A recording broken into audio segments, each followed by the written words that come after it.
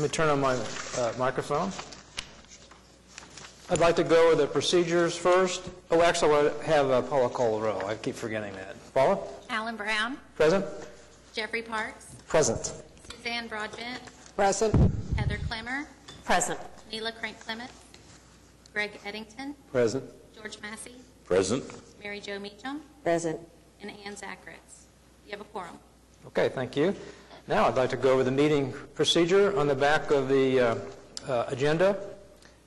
The chairman will announce each case and ask interested parties to indicate their presence by raising their hand.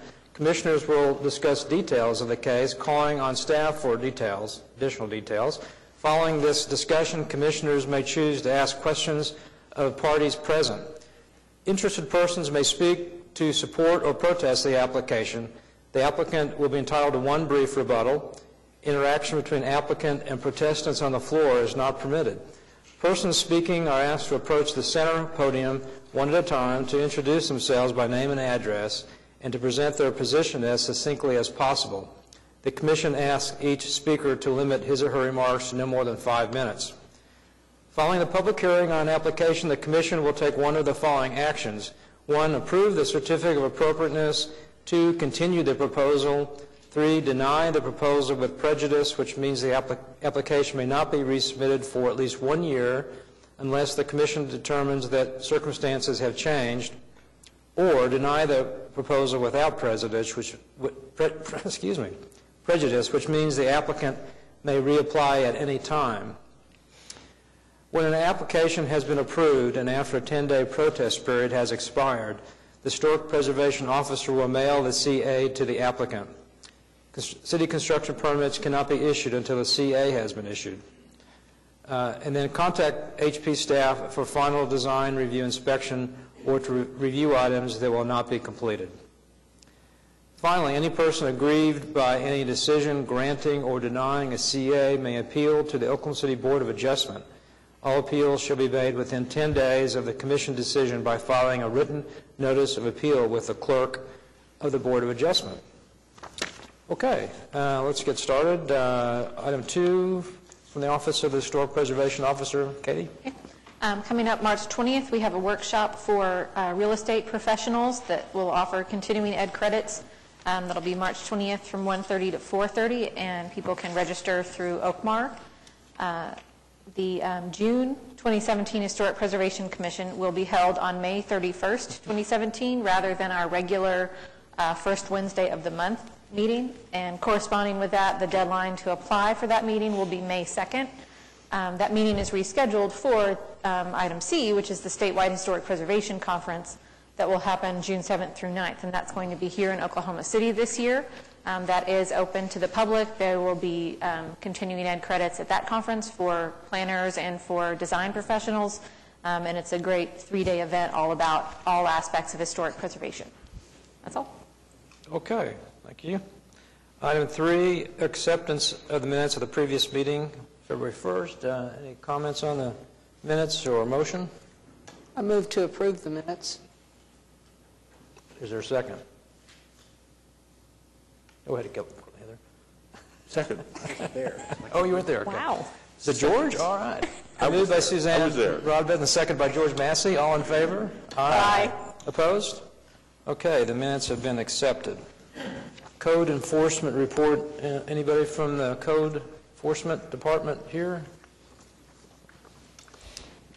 Okay. Our inspector is not here. I'll remind everyone, if you see an actual number listed under citation number, then that property has proceeded from a notice of violation to an actual citation, and you can get more information about the status of that on the city's website or through the Action Center, or you can contact staff, of course, if you have questions. Okay. Still any comments from commissioners? Okay. We'll go on to item 5, continuance announcement requests. None? We have one new request for, we have one new continuance request for HPCA 16-00209. It's on the consent docket, actually, and they wanted a continuance for 2 months to make some revisions to what they had initially proposed. Okay, which item is that? It is C2. C2, okay. Move to continue 16-00209 to the May 3rd meeting. A second. Moved by Jeff Parks, and seconded by Suzanne Broadbent. All in favor? Aye. Opposed? Okay, it's continued. And now on to public hearings. We have one dilapidated structure, C17-02658 at 915 Northwest 22nd Street, Mesta Park, Ward 6, regarding the detached garage only. Received Historic Preservation Commission comments regarding structures in the process of being declared dilapidated as initiated by the City of Oklahoma City Development Services Code Enforcement pertaining to properties that contribute to the historic integrity of the historic district, and 2, effective proposed demolition of structures on the historic character of the property and district. As always, when a property is going through the dilapidated process, the commission does not have the authority to review and approve the demolition, but we get the opportunity to make comments upon its historic significance and integrity. This is a proposal, or this is a garage only that's being declared dilapidated. And I believe from what we could find, it looked like it had, if not been replaced, it had been pretty significantly altered. Okay. Any comments on this application? I move to forward staff's comments that 1, the structure does not retain the historic integrity of the site and does not contribute to the historic integrity of the district, and 2, that the demolition of the structure will not have an adverse effect on the historic character of the district. Second. Okay, it's moved by Jeff Parks and seconded by Heather Clemmer. All in favor? Aye. Opposed? Okay, the item is recommended. Next, oops. On to 3 cases listed on the consent docket, one of which we've already continued, so that leaves 2 remaining.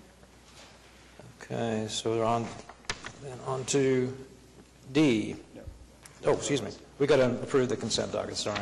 I do see some folks in the audience that I know are associated with cases on the consent docket. We might want to see if anyone wants to say anything, or if everyone just wants to see the outcome.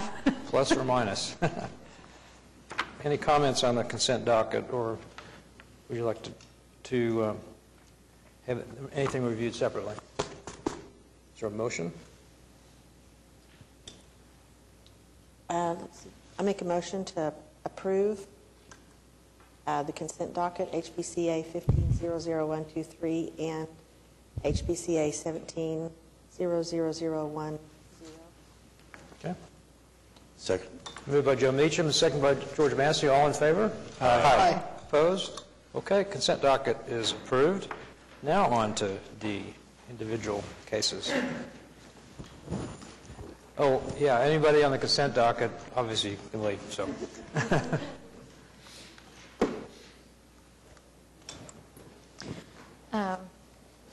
Number 1, HPCA 16-00200 at 122 Northwest 26th Street, Jefferson Park, Ward 2. Consideration and possible action on application of Neil Kellogg and Kate Pritchett for certificate of appropriateness to 1, replace front door elective. In the interim of when the packet went out and this meeting, we did administratively approve a door that met the guidelines, so we don't need to take any action on this item. So we just go to the next one. Yep. Is that right? Check it off. All right. That was easy. HPCA 16-00207 at 617 Northwest 19th Street, Mesta Park, Ward 6. Consideration and possible action on application of Scott and Tricia Edwards by Larry Lucas for certificate of appropriateness to 1, construct rear addition elective, 10, replace front porch railing back to presumed historic condition elective, 11, repair wood windows elective, 12, replace non-historic metal windows and reopen closed historic window openings elective, 13, remove secondary front door elective, 14, replace second front door with window elective, and 15, create new window opening elective. Okay, is the applicant present? You might come up to the podium and Introduce yourself and sign in.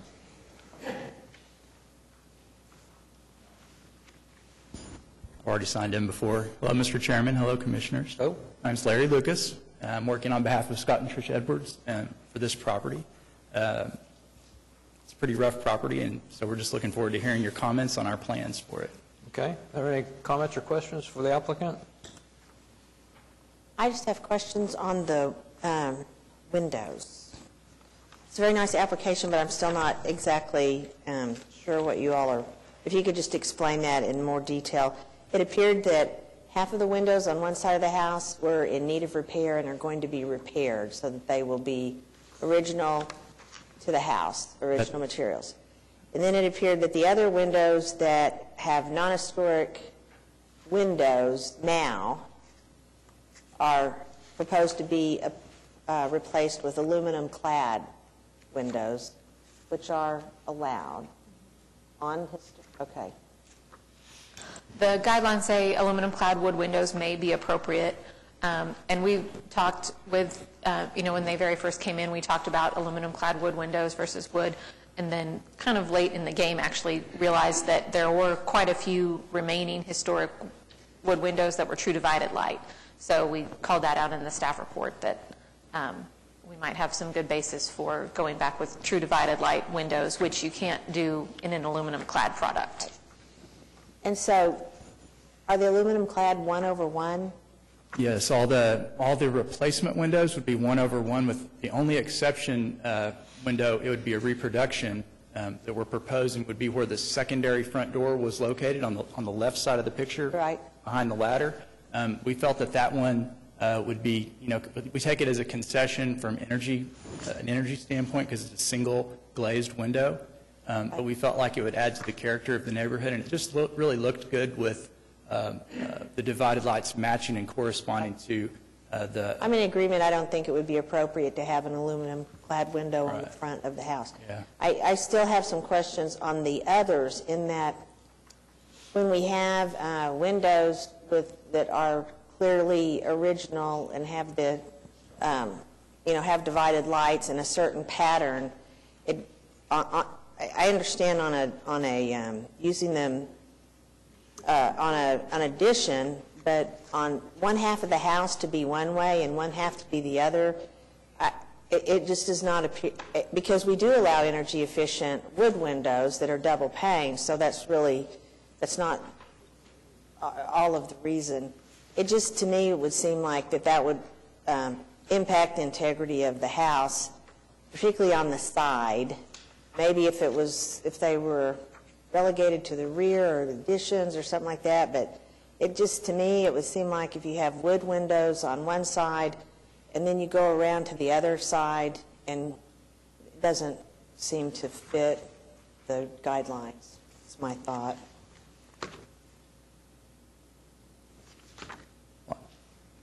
I can understand that. I hear what you're saying. I did find that in the guidelines, and it's noted in our staff report, section 4.6.1.2, that 1/1 is permitted to replace a window that would have upper divided lights. Right. And that to me would be, like I say, maybe limited, maybe it's on the back of the house, it's a kitchen window, we don't know if there was a divided light, but it's been replaced by a metal light. But when we have a clear indication of the exact design of the windows, it would seem like that we would need to repeat that design at least closer on the side of the window. I'm not saying just to hold it to the side, but that would be a minimum requirement, in my opinion. Well, kind of my thought process on the thing was that, that would, ideally would be good if we could get a true divided light, energy efficient window. But those aren't available in the window company that we're familiar with working with, which is Pella. Also, I kind of felt like that was the tertiary elevation of the house. It's not as visible as the side that has the east side that has the windows still existing that were original. And also, it's really hard to speculate that the windows were upper level divide. I mean, we can think that, but we don't know that for sure. I would disagree with that, but I mean, if they're still there and they're in bad condition, I think that we would probably assume that they're original. It just, to me, to have a house where half of the house is one and half of the other, it just, would it ever occur that it would be like you could see them from other parts of the house? I don't know. Anyway, I'm in disagreement over that, so I'll just let somebody else make a comment. Comments? So Katie, why does 4.6.12 exist? So Section 4 is actually for windows in new construction and additions. Okay. And then Okay. 3.6 is windows within the historic structure, the Gotcha. existing windows. Okay. Yeah, I was trying to square that in my head, where all of a sudden that dropped out. Right. But, That's, I mean, I have 3.6.9. It says, must be replaced. New windows shall match all of the characteristics, including Mutton's pattern and profile. right, So, yeah, sure. So on the one side of the house, the historic windows are there and Right. are going to be repaired. On the other side of the house, they're gone, and I would kind of assume that that's because it was a duplex and one person did one thing and somebody else did the other thing. I don't know. They're gone. We would kind of assume that they probably all matched originally throughout the house, but we don't have original windows in those locations to verify what the appearance was. That's correct, and we've actually looked at all those locations, and two of the windows on the west side, on this side in the picture, are what exists are some really old aluminum windows. So they're just 1/1. So it's a quality improvement if to consider going back with 1/1. I agree that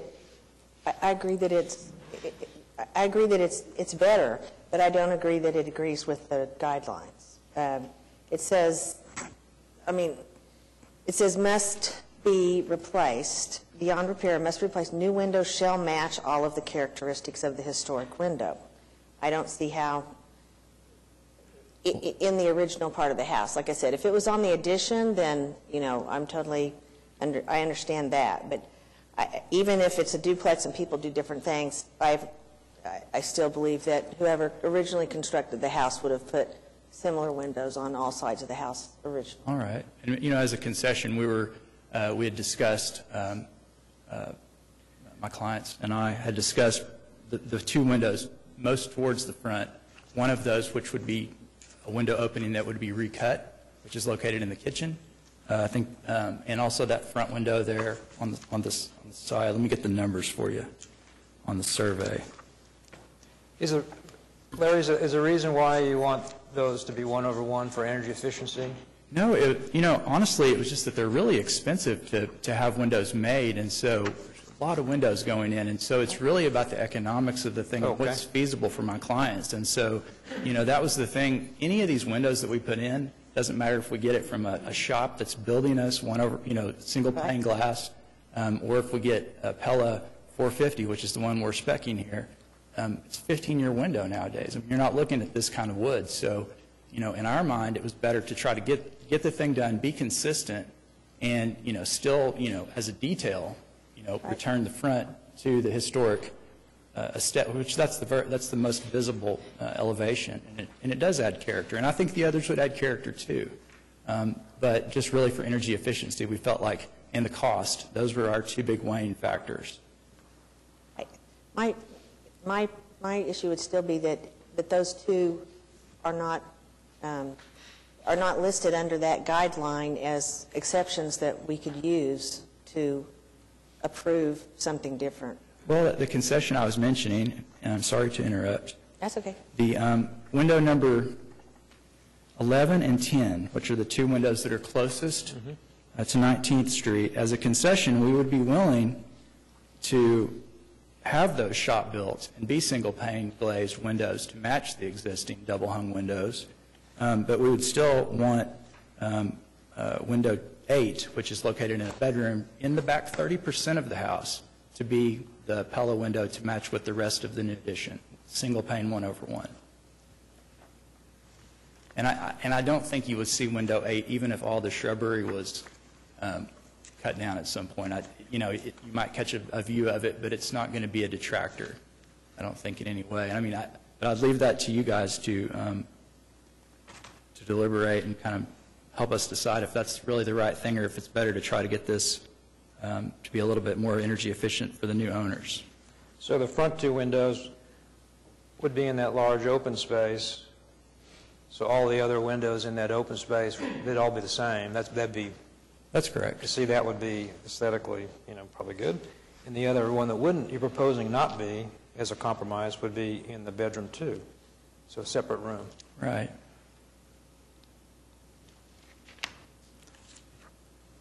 I agree, they probably were originally matching the rest of the house, but maybe that's a good compromise on the back third.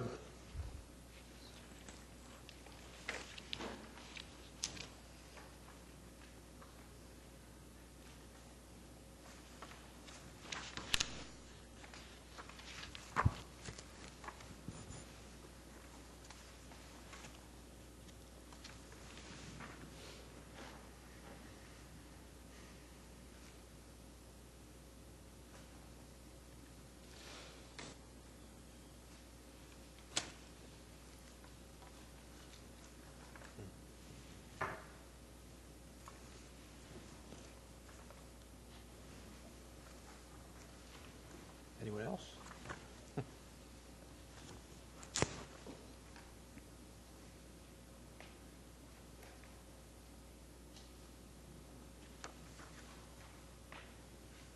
Oh, just for the record, I'll say I agree with Joe, and it does say shall, and so I think it is required. You agree that we just assumed that the original windows were matching the rest of the house?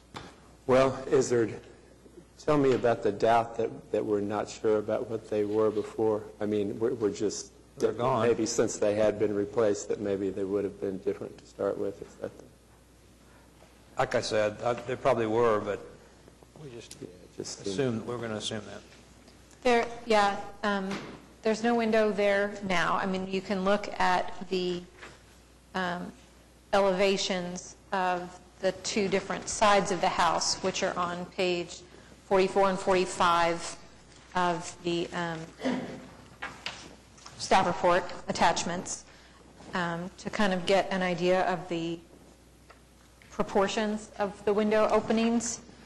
So you've definitely got a variety of window opening shapes and sizes. But I would say that just the fact that there's a divided light, that the upper sash is divided light everywhere else where windows remain, including at the very back of the house, we would assume that Logically. likely all of the windows would have been divided light in the upper sash. But because they are gone, we can't say that 100%. Larry, is window 11, was that an existing opening that was, that's not noted as being existing, is it? It was, I believe. I think everything that's shown there was originally existing. 11 and 8 are the two that are aluminum windows now. Okay. 9 is there, but it's been bricked over, as has 10. 10's the only one we wanted to reopen in that, of those two. Okay, that's why you said reopen. It's been bricked over. There kind of shows that side there. They really butchered the masonry on that side whenever they did what they did. Some of the sills are missing too, so.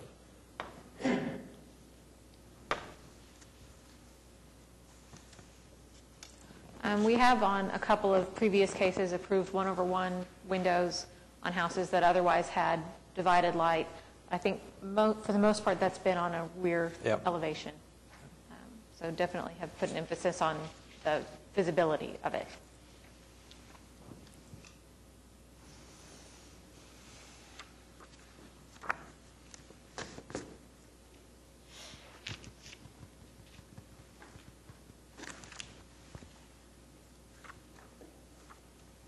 Kind of tough to find an exception for this one, I think. I mean, if somebody has one, I just don't feel like that,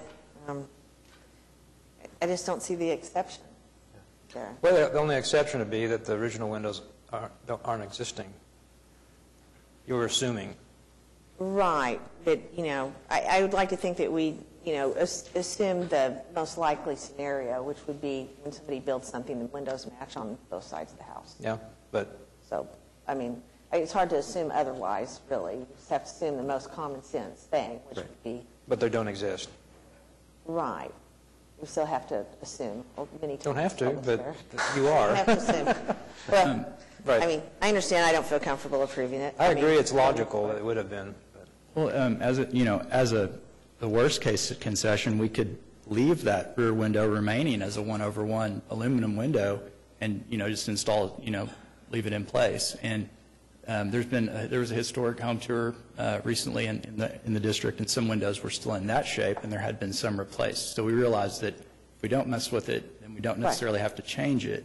But we would like to change it and just, make it into a 1/1, but use the 450 because that's consistent with the rest of our detailing. So we're already kind of getting into a little bit more figuring out and installers out there, and working with the Pella guys over at Womble, and then Wood Window Rescue, which is over on Classen currently.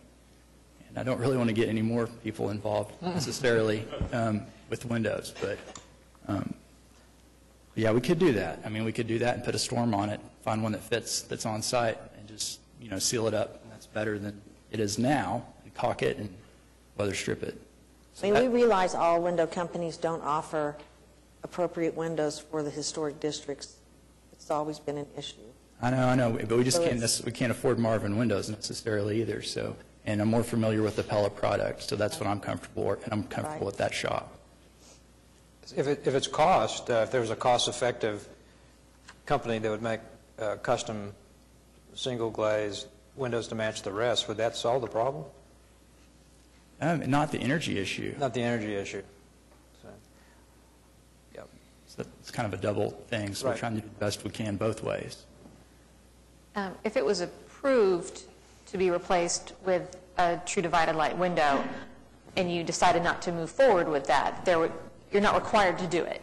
You can get approved to do all of this and never do any of it.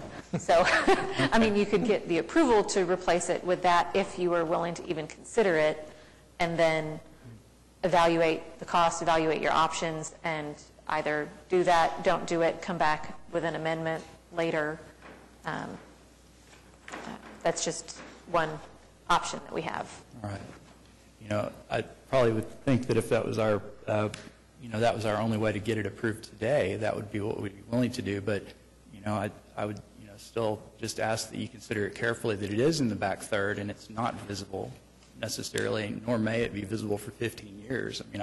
I would say flip a coin on that one. So we're really down to one window. Okay. It's up to you guys. We would go with your recommendations, however you feel. What are you saying, Alan? Well, they've agreed the front to make them match the others. So we're really down to just talking about the one window on the back third as Is that correct? Yes.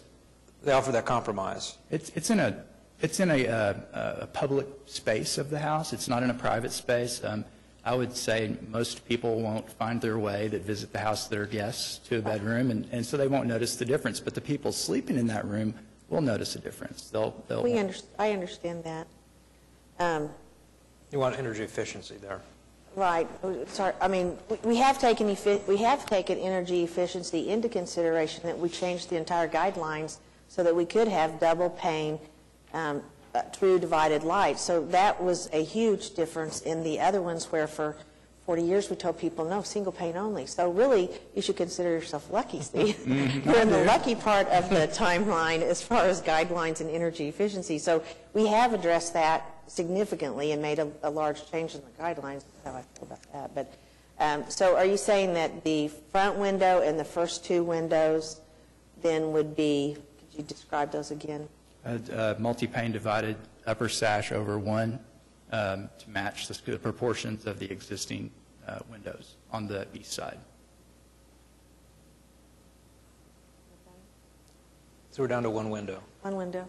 Okay. What do you guys think? Well, it bothers me a little bit to have something that I don't know if all, I start to say we all, but perhaps a majority thinks should be a certain way, and then just to negotiate it. I'll give you one just because it's what you want. I mean, But we no don't offense know at all. there's majority, we're just talking about a possibility. No, I'm just saying hypothetically. You can make a motion and see if we have a majority to, go one way or the other, if you want. Well, I was just answering your question, yes. what I Oh, thought. yeah. Well, we can find out. Right. I mean, on the other hand, I'll go the other direction with Greg. If it's only one more, then, hey. There are already I more. mean, I would say that I would be inclined at this point to make a motion to probably make an approval for all of the other items, but need to have something different on item 12 or to deny that. That would be my upcoming motion. Okay, we can try that. So, item 12 would be, I mean, I can just make a motion on item 12. I mean, I would just, my negotiation is, needs to, they need to match. So they could be either single pane or double pane, but true divided lights to match the other side of the house. And then with the first one, I mean, that would be, And, so I mean, or I'm going to make a motion to deny. I'll go ahead and do that. Well, or we can need a vote. continue it to give them time continue. to, I mean, I think if it's worth the motion to approve it, if you think you want to do that, then there's an interest in approving it with some of those conditions that have been discussed. Or if you think you want to reevaluate or come back and discuss it some more, we can continue the item. I guess some I always time. go there just because at one point we just need a vote. I mean, I was thinking that we needed to have, see where everybody was. Well, that's what I was saying, yeah. Well, if we continue 12, then you have more time. You can apparently, So you could get approved, could you get approved by staff if the windows match the other ones? If we can't approve it if it's continued today, only the commission can approve window replacement. So the commission could approve it with the condition that we come back with everything being true divided light, if that's what the commission is comfortable with, and if that's what the applicant agrees to, or the other alternative is to continue it. Okay, so if you all aren't in favor of replacing it with a replacement window and you want more of a reproduction type window that matches the rest, then we would agree to that reluctantly. sounds like you'll get approved. That's probably what we want to do because we're I think time is of the essence on this project. All right, is there a motion? Sounds like you're agreeable. Katie, do you want anyone called out, or do you want me to, can I make a motion to approve all items with a condition on number 12? There are other items I'm that going to check if there was anything else that had conditions. there that- are. Well, there, oh, okay. I can make a motion and go through each one. Okay? Not in order, but as staff has them listed. I make a motion to approve item 11, HPCA 1600207, with the specific findings noted by staff and the conditions noted by staff would be this. With item 11, it would be let's see, an amendment of the approved proposal via submittal of complete documentation and a request submitted to staff. And 2, that an amendment request that deviates replication of the existing windows in kind may require commission review. We've already had that. So, to approve item 12, if the applicant, with the condition that the applicant replace the non-historic metal windows and reopen the closed windows, and I guess I'll put, and is that going to include item 15? Yes. Item 15, create new window openings with windows to match the existing original windows with documentation, with the specific findings. Let's see on it. The specific findings noted by staff and the condition that the applicant submit documentation to staff. To approve item 1 with the specific findings as noted by staff in the staff report, and the condition that remaining documentation be submitted to staff prior to the release of the certificate. To approve item 13, remove the secondary door, and, Did you mention the unique circumstance on the last one? oh, I'm sorry, and the unique, oh, okay, excuse me, item 1, and the unique circumstance that in that additional living space is acquired within an area typical of a one-story space in both depth, width, and height. To approve item 13, remove the secondary front door, and then that one is creating the new window opening and 15. installing the historic window. Excuse me. 13, 14, and 15. I caught an error on 13. I just Okay. saw this. Item 13, under A, the last sentence says, "and the wall to be infilled with siding to match the rest of the existing front of the house." It's actually brick. We've got the accurate stuff. We'll Okay, we'll get sorry. that. Yeah. Just wanted to make sure because we saw that. Yes. Yeah. Okay. So to approve item 13, removing the secondary front door. Item 14, replacing the second front door opening with a window. And 15, creating a new window opening with the specific findings as noted by staff in the staff report. And approving item 10, replacing the front porch railing back to the presumed, here we are, we're presuming the historic condition with the specific findings as noted by staff in the staff report. Is that clear? Okay. Very good. Is there a second? Second.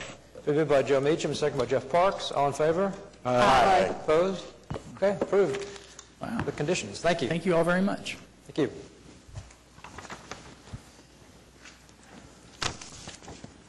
Okay, next item. Oh, HPCA 17-00003 at 716 Northwest 41st Street, Crown Heights, Ward 2. Consideration and possible action on application of Richard Hefton by Rigo Peruk for certificate of appropriateness to, 1, replace all metal siding in kind required. This is kind of confusing, but this applicant proposed kind of simultaneously to go back with wood or to go back with metal. It's an insurance claim where insurance wanted to, pay for what was already there, so insurance wants to do metal. They've already been administratively approved to go back with wood siding and have indicated that that's what they plan to do. So I think we can just, for the sake of closing out the application, deny the application to install the metal. Yeah. should we, is it denial, or is it to, or is it to say that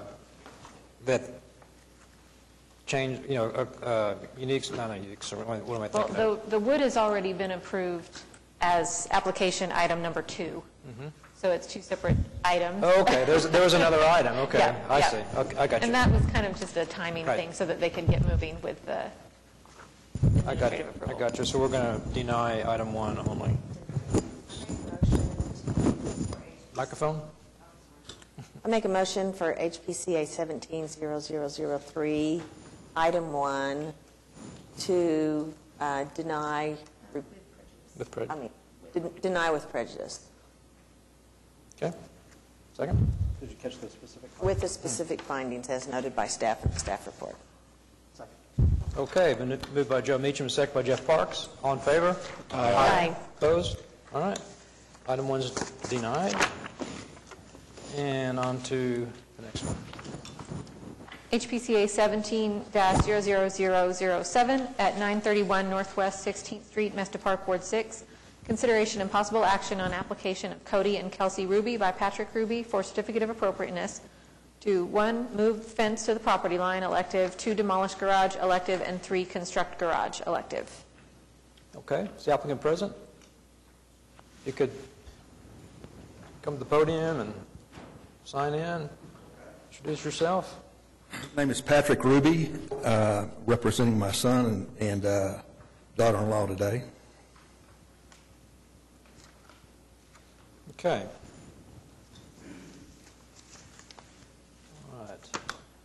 have a quick question for staff, just at the very beginning. Did you mean to write in the staff report to demolish the existing garage and reconstruct the garage? Or are we just constructing a new garage? Are we implying that we're, I was a little confused as to the reasoning for the, just want to make sure that. Yeah, I guess, I mean, as opposed to some that we see, it's a fairly similar design to the Right. existing garage, but you're right, it's not a true reconstruction Okay. of the existing garage.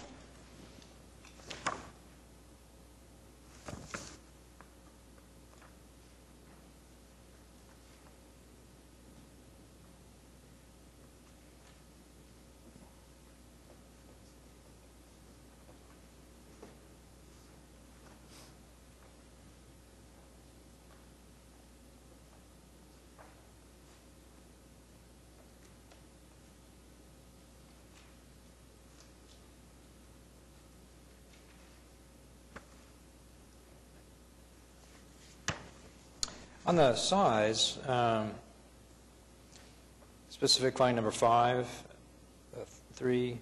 item 3, number 5, is that a unique circumstance, or is that just a specific, in order to justify the size, that there are a number of garages within a 6-foot radius? Is that the... I think you could treat it however Either way, the yeah. commission wants to treat it. I mean, I don't think it's, for the true definition of the word unique, I don't think it's unique. Okay. Because we have lots of areas where there are garages within a certain radius that are, that exceed 450 square feet and or 5% of the lot. I think it probably makes more sense as a finding to justify going above those baseline sizes. Okay. Do we know the height of the existing garage? The existing garage is, it's 1 foot less than what we propose. So I think 17? the existing is, say, 17.6 and somewhere around there. Okay. I guess, you know, I am a little confused in that the considerations in the staff report talk about that it appears to be larger and that it's larger than the existing by 42%, that there's a design element that's not consistent with the design details, that the overhead door is not consistent with the standards and the guidelines, that the proposal calls for the additional item, which you said is perhaps going to not be included.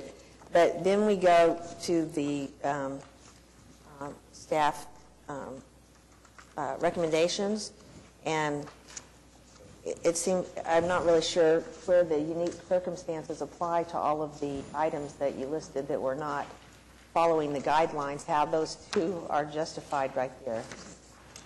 On the garage door, I think we felt like because the existing garage has a 2-car width single door currently, that the elevation facing the street with the garage door from what's existing to what's proposed is pretty similar. So we didn't call out that that needed to be 2 single doors. Now, was it historically 2 single doors at one time? Probably. But that's what's there currently. The roof of, do what? What? Sorry. I'm sorry, it was likely just one door because it was much smaller. Oh, that's right. The addition to each side has increased the width of this drastically. Yep. So, yeah, I don't know what the original door configuration would have been, but it's been altered over time. On the roof overhang, I guess we felt like it was a difference, but not a significant difference. But that's, you know, if the commission feels like that's an issue. And then tried to lay out some of those considerations that could be made as far as the size, particularly aligning with all the other garages that align down the alley while maintaining the overall footprint that the garage has now with the little shop extension off to the side.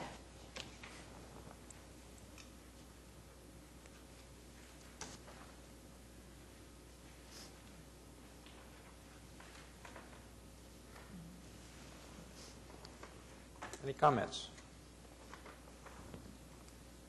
I read the survey, and I will say that there's one thing that, and I don't know if you're familiar with all of our debates on the size of garages. It's been a difficult, it's always difficult to make these decisions in regards to garages, but on the survey, when we're going from such a small size and then considering, such a larger size, and you do the survey, if you don't really know if the garages that we're comparing to those are old or new, then we're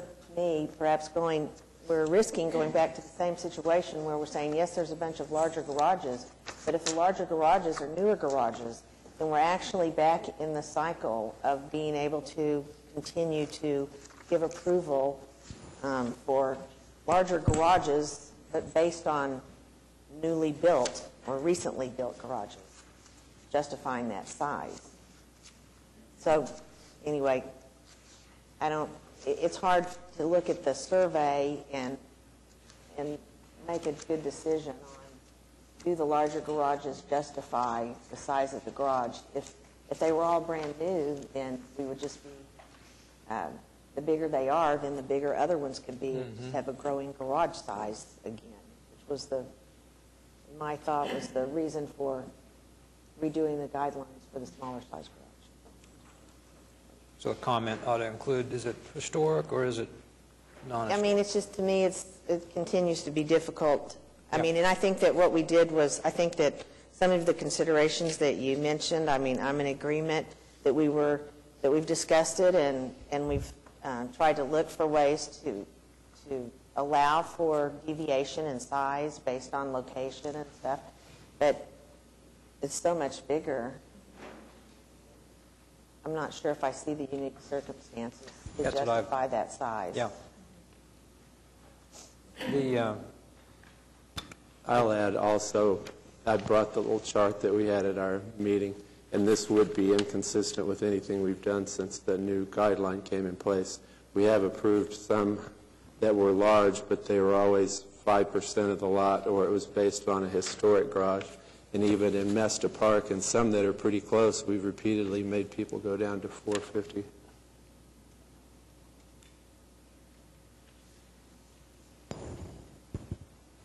I mean, that is my thought, that if we go over the 450, we have to feel comfortable that we have done that and can confidently list unique circumstances. Yes, ma'am, I understand. In regards to design. So I guess that would be the... Just by looking through the neighborhood, I see a lot of garages, and it's kind of what we located on Google Maps. There's quite a few garages that are 800 square feet. There's a garage that's 2 doors to the east that is around 700 square feet. So I see a lot of garages, especially the ones that have been torn down and rebuilt, that I know they're a lot bigger than 450 square feet. 450 square feet, in this day and time isn't very much, especially when you have 2 full-size cars you're trying to put in the garage. My son's got a real large investment in that neighborhood, and that would, all we're asking is to add 10 feet to this garage and leave it at the existing footprint. So, I'd like to have that consideration. I know the garage is larger, but it's only by 10 feet.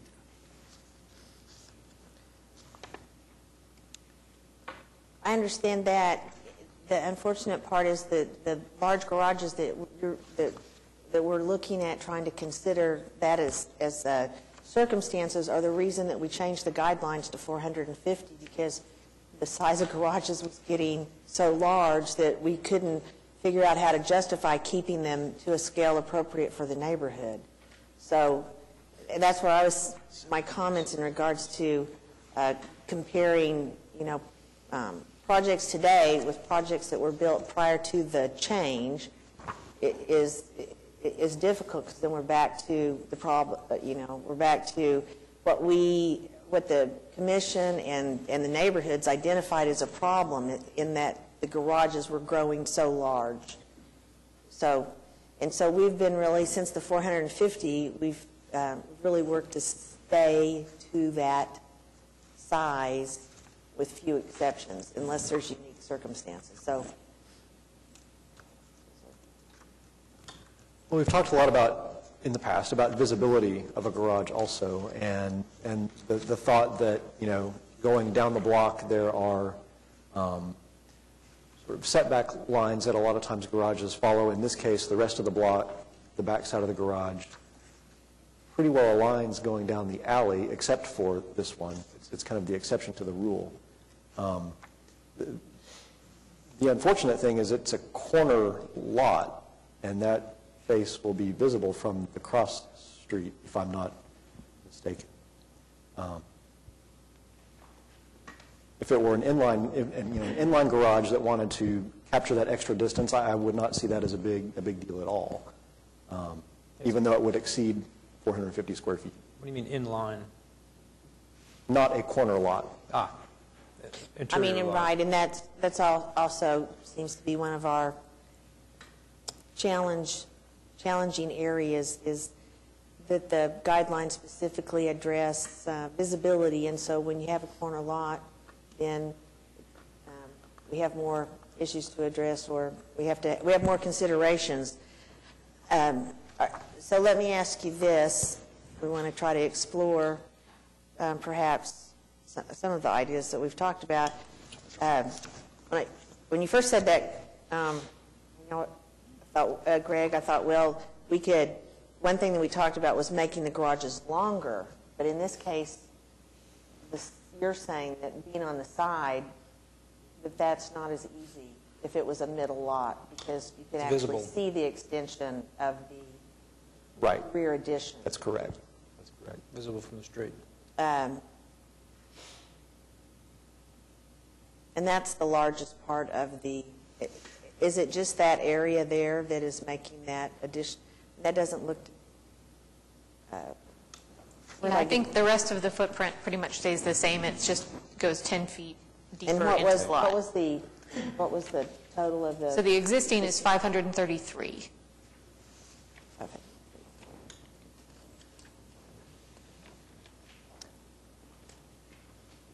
I'm looking at page, what is this? The fold-out site plan, where it shows a dashed line. Is that's the existing?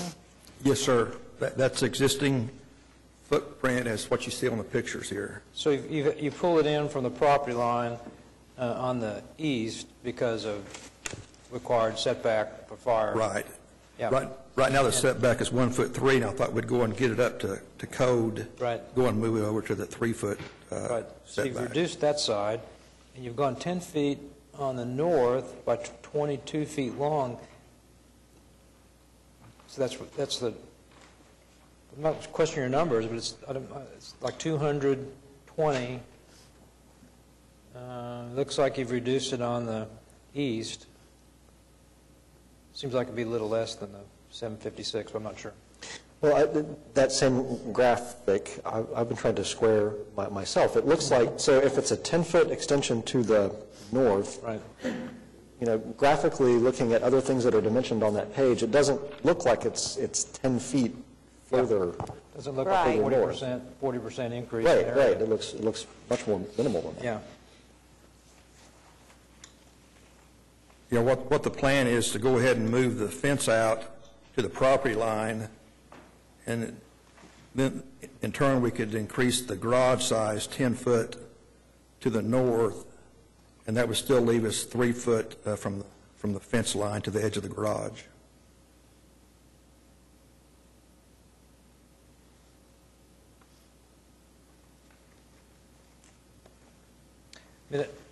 Just looking at that graphic again, it looks to me like it's more like a 100 square foot increase. If you're moving from 1 foot, the existing you said is 1'3" from the property line, you're going 5 feet. That's at least an increase of 3 feet in setback. Comes 36, that's 100 square feet. less than the existing, plus the width of the garage, 22 times 10, that's 200. So it seems like the addition to me is like 100 square feet. I'm not questioning your numbers, but No, the graphic looks less, it makes it look like the garage is not as big as, yes, sir. yeah, so, And I see your point. so if we're questioning additional space, 500, what's existing, 533? 533, So it'd be, say, 633 instead of 756 might be better, I don't know. Might be easier to swallow since it's at the back I primarily. mean, there's several different ways, perhaps. There was an extra little piece on here. What was it? It was a garage and a something? Storage, we'll just call it storage. yes, ma'am. Like I said, we're going back with the existing footprint. I'm not sure what that was Right. ever used for, but it is an extra Right. space. I mean, so unique circumstances could, I mean, for me would be that, perhaps the garage itself was 450 square feet and that because of the original design, that you were able to, recreate the storage area and that would give you additional square footage. I mean, that would be what we would consider a unique circumstance. Or if for some reason, because of the setback, you had to do something, but, so I don't know if that would give you and still I'm in agreement with the others on it. The visual is a little confusing. Okay. But Do you happen to know what the square footage is on the existing structure of the actual garage portion and the workshop storage area? No, I don't. Sure don't.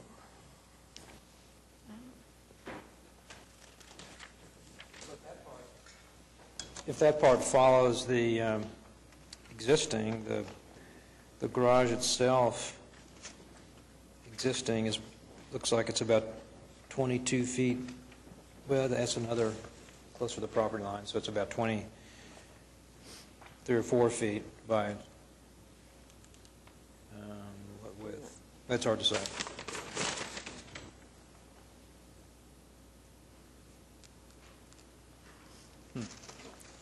Yeah, that scales out. I could, if I had a scale ruler, I could figure it real easy. But I'm not sure exactly the breakout between the two. oh, we'll hear it. 20 None of us feet can see. across. 30, For the garage. so 18.8.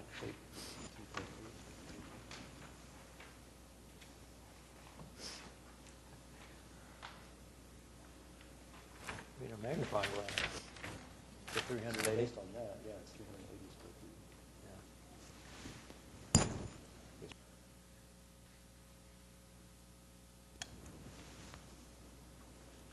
So we're I just would think, figuring, based on the floor plan on the next page, it looks like it's, if I'm reading that right, it's 10'2" by 18.8, so, approximately maybe 190 square feet or so.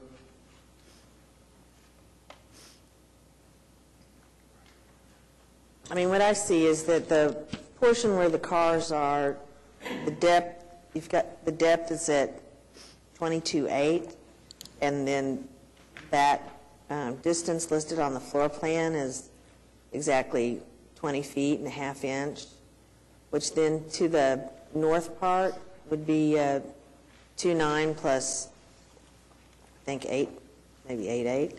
I mean, it's that part really that's bringing the, or kind of pushing the overage there, which is about 10 feet. yeah, 10 by extension. 10 by Yeah. 22, so that would be 220. And that extra part's not historic, right? No. It's an add-on. From what I read on the staff report, it's not historic element. Also, Jeff and I were looking at the survey on page 21, it looks to me, look, that the garage, the next page, 22, is not quite right. It looks like the garage is now 5 feet away from the property line, but it's 22 feet deep. And the existing garage is 1.2 feet away from the property line, but it's only 20.2 feet. So it looks like the garage, is the west face is actually also further out. So the dashed line on page 22 isn't quite right. The west face comes further 22, towards the right. street, comes closer to the street.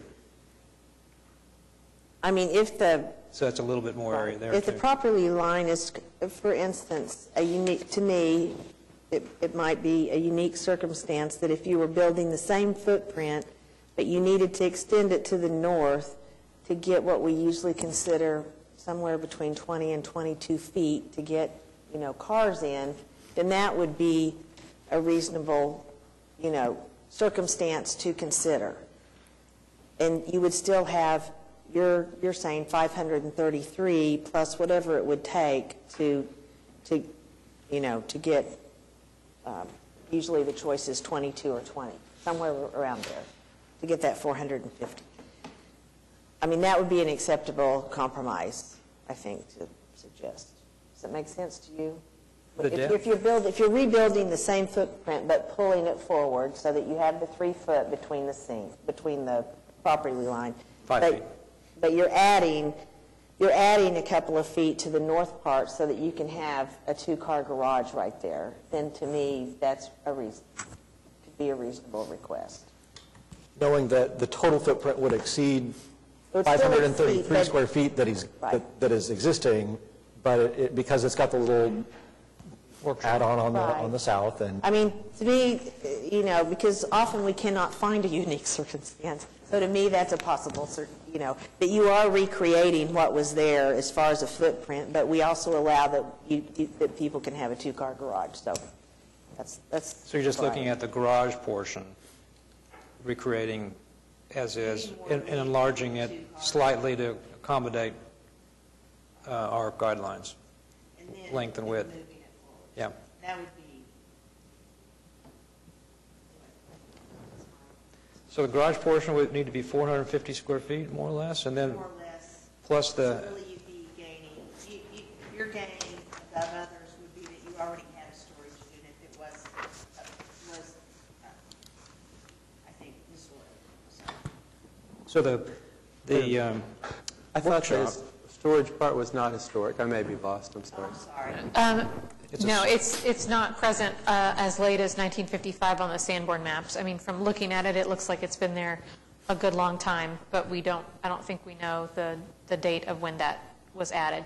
That being said, we typically have allowed people to go back with the size of their existing garage if it appeared to be reasonably old. so the storage, we're calling storage or workshop, and the plan says sewing room, is about 10 feet by 16 feet, about 160 feet. Yeah, about 160 square feet. In addition to the 450, would that be? Yes. That's what you're thinking? Okay.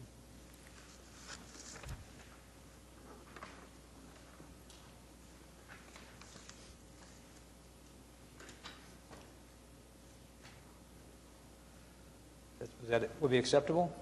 So what you propose is the garage itself would be 450 square feet, and then what they're calling a sewing room would be 163 square feet, right? That would stay the same? As drawn, right. So,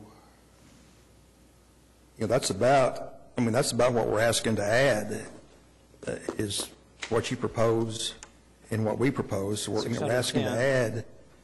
Right. Really, the difference is that additional 10 feet that you have On the north. inside the garage on the north side that is in front of the pedestrian door. According to your figures, the new garage is 756 square feet. 450 plus 160 is 610 square feet. So Right. it's quite a bit less. It's about 146 square feet less Yeah. It's about because that. of the north addition, basically. Yeah. I'd be glad to make a motion to consider that. Well,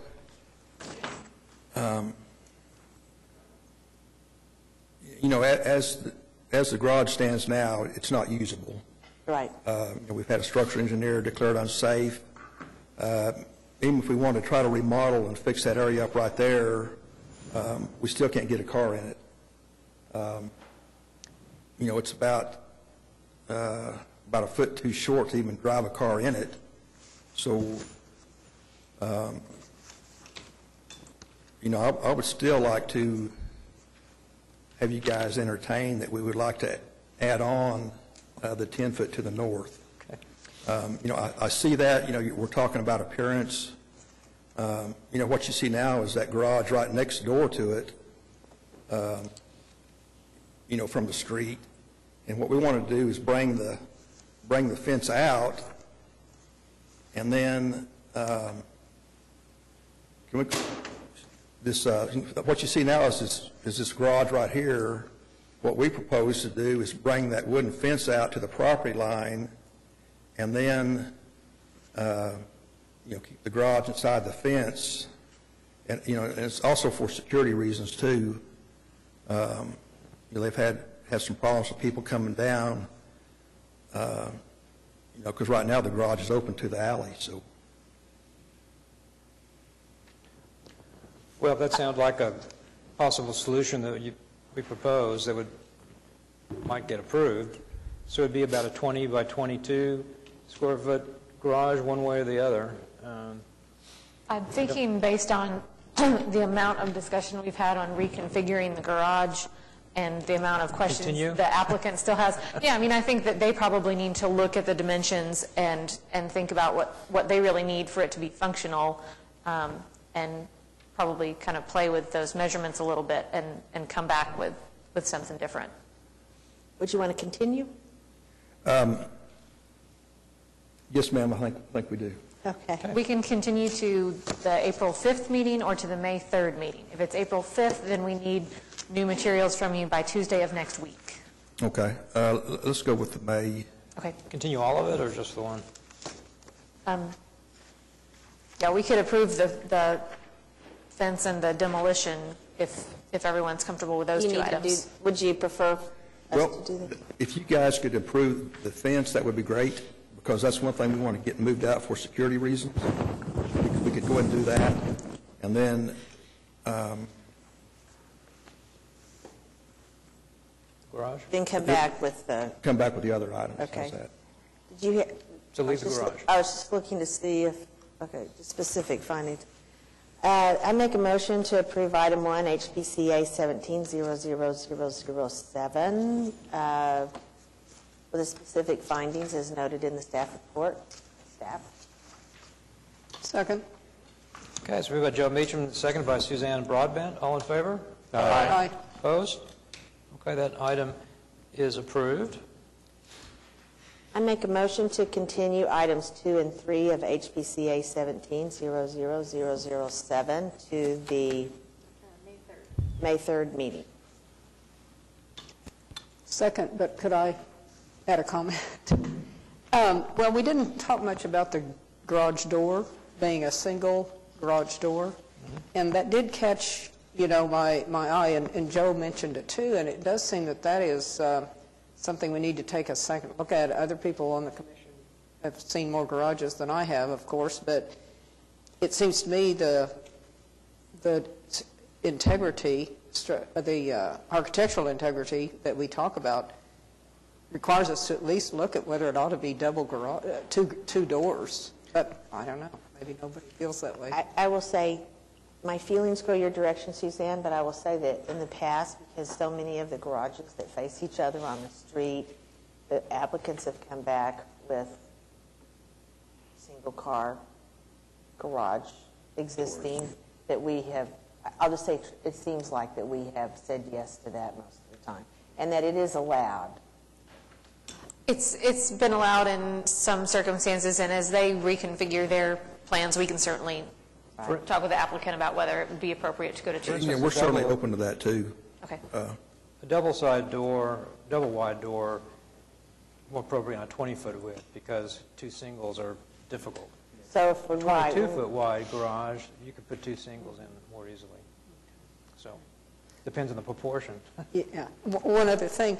I noticed that you have here new concrete drive, excuse me, suggested. Has that already been approved, or are you thinking? No, it hasn't, so we could probably add that for the next time, or it would be an administrative item, but yeah, that hasn't been approved at this point. Part of item 3, maybe. Okay, we do have a motion. Did you second that, Suzanne? Okay. Been moved by Joe Meacham, seconded by Suzanne Broadbent. All in favor? Aye. Opposed? Okay, items 2 and 3 are continued. Okay, thank you. See you, Mike. Can I have ask one more question? yes, What was your proposed size for the garage? was to try to keep to the 450, and then if you added the 400, I think we were, just as far as numbers, we were saying if you had the 450, then plus the sewing room, you would be at the 610. Okay, so you're looking at 450 for the garage, and then the size of the sewing room as it is now, right? Right. Okay, thank you. I'll visit with them. Okay. And Thank you. we'll be talking. Thank you. Thank you. Okay. Next and final. HPCA 17-00011 at 2908 North Robinson Avenue, Jefferson Park, Ward 2. Consideration and possible action on application of Omega Investments, LLC by Hunter Meekie for certificate of appropriateness to 3, install new soffits, elective, 5, repair windows, elective, 6, construct addition, elective, and 9, install veneer at bases of front porch columns, elective. Okay, is the applicant present? Come to the podium and sign in. My name is Hunter Meekie. Okay.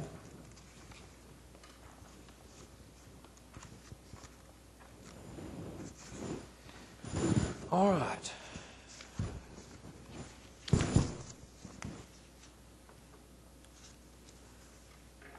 Staff has recommended approval with conditions.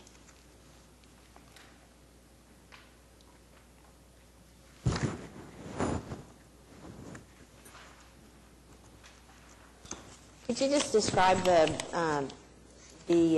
method that you're going to recoat the columns? The columns, there's two different ways. Like a stucco, you would use a screen, but I propose just using the Parge coat, which it just goes directly onto the concrete block. With the that's the what I consider. Looking at it, that's probably the original one. And I just want to replicate that on the finish. You think that you can get the color to be close to that? Yes, I can match the color. And so on those, I saw the photos, but it was hard to tell. On the original ones, did they actually score or was it smooth? It's smooth. It's smooth with just a very slight grainy texture. Okay. I couldn't tell if they were actually scoring it to look like stone in some way. No. No? No, it's just smooth. Okay. So it all just kind of had peeled off over time? Yes, it was just falling off. Okay. Thank you. I originally proposed like a thin brick veneer to replicate historic brick, but staff, we talked about it. This is more appropriate to go this way, I Very believe. good. I agree. I agree. We are in agreement. I think that's... What process is it to fix it to the column? We just need to clean it with a non-destructive manner, like no power washing, things like that. Mm-hmm. You just, I just take some soap and water to it and scrub it down, and from there it's just the binding properties of the Parge coat that will attach it to the concrete blocks. So it's not sprayed on or something? No, there's no spray on. You get a trowel and you just Put it on. just put it on there. Plaster. Yes. Interesting. A new one on me. I repaired a lot of like basements in that way also. Right, that's what That's where I've seen it the most. But yeah, it's really common on the inside of basements. Yes. And, It's good. It's just a and also similar pro- foundations. There's a Yes. lot of it on, that they would do Stem wall. stem walls. They do it over brick or concrete block or whatever, yeah. Yeah, it's, So, it's just like the basement. I was just interested, sounded like, yeah, anyway, just interested in the method. Good. Glad to see you're doing all this. Is there a motion then? I would make a motion to approve items 3, 5, 6, and 9 of HPCA 17-00011 with the, let's see, I don't know if there's any conditions. With the, you mean to go through them individually? There was also a condition about Yes. soffits Yes. being I saw that, true, yes. as long as the applicant was amenable to using Beadboard. true beadboard on the soffits in lieu of the plywood with the, Yes, like on the addition, whenever we put in additions, we can use the plywood on the addition, but since this one, the beadboard to tongue and groove is missing all around the house, I understand the replacement like in kind in the historic, manner. But just out of cost, the owner requested me to ask about the plywood, see if I could use that. so I assume no, but so if we say no, we want you to use the true tongue and groove beadboard, you're okay with that? yes. Okay. I would rather use the true tongue and groove beadboard. Okay, good. So you tried. If you're doing everything that's in the staff report, you can just say the specific findings and conditions as stated. Yeah. Okay. With the specific findings and conditions stated in the staff report. Okay. Is there a second? Second. Moved by Joe Meacham, second by Jeff Parks. All in favor? Aye. Opposed? All right, approved. Thank you. Thank you. All right. Concludes our section. On to 7, other business. Oh, So we, if you saw that you had an amended agenda, that's because we forgot to include election of officers, which we're supposed to do every year in March. So we, and I'm sorry that we didn't give you all more warning for this. We usually try to let people contemplate if they'd like to be a chair or vice chair and that sort of thing. But the process is just that someone can nominate someone else to be chair and to be vice chair, and then we'll vote. it's a rough job.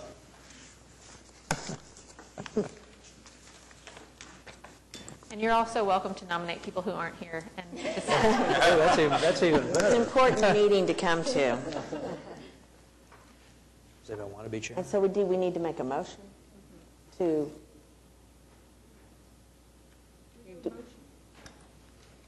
Someone will need to be nominated, so you could make a motion to nominate whomever you'd like, and then someone would second that, and then there would be a vote after that. okay, are we going to vote one at a time for each office? Okay. I would make a motion to nominate Alan Brown to be Oh. the chair. I'll step down if you want. What? Whatever you guys want. Unless we Second. have other volunteers. Okay. Second. All right. So we vote on each one separately? Yep. All right, it's been moved and seconded. All in favor of electing me? Aye. Aye. All those opposed? All right, looks like I'm re-elected for another year. Thank you. Now, item 2. I make a motion to nominate Jeffrey Parks for the vice chair for the following year, I guess. Are you in agreement? I would humbly accept that nomination. Second. Thank you. Is that a second? Yes. Greg? Okay, it's moved by Joe Meacham, and second by Greg Eddington. All in favor? Aye. Opposed? All right, we're re-elected. High Moving five. right along. We don't have to change our templates for the. That was a real reason. So. Okay, on to 8, communication reports. Administrative approvals, we can answer questions about any of those. Couple of withdrawals, things that just did not move forward, or plans that have changed. No administrative closures and nothing from City Council or Board of Adjustment or Planning Commission to report. And Ad hoc Committee to identify landmarks has not met. I think we might discuss that with the full commission at our next workshop and see if we can get some activity going. Right, which is next week. Yeah, we're going to admit that. So, next week. anything from municipal councilor? No. Okay. Next meeting date, the next regular scheduled meeting of the Historic Preservation Commission is April 5th, 2017 at 2 p.m. right here. New applications for this meeting were received February 28th. New information on projects continued from today's meeting to the upcoming meeting must be submitted to staff by 4 p.m. Tuesday, March 7th. The next regularly scheduled workshop for the Historic Preservation Commission is Wednesday, March 8th from 11:30 to 1:30 at 420 West Main, Suite 900. Any items from commissioners? Any citizens would like to be heard? Okay, if not, then we're adjourned. Thank you.